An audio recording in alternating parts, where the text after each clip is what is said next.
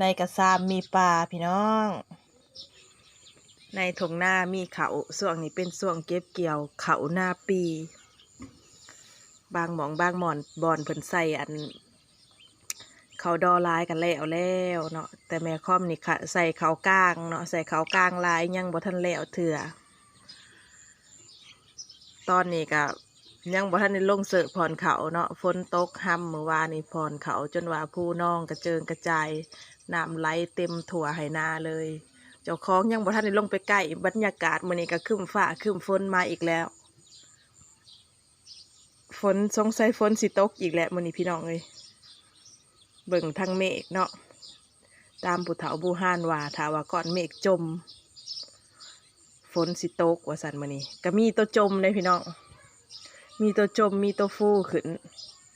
ตกแท้แน่นอนเปียกอีกแล้ว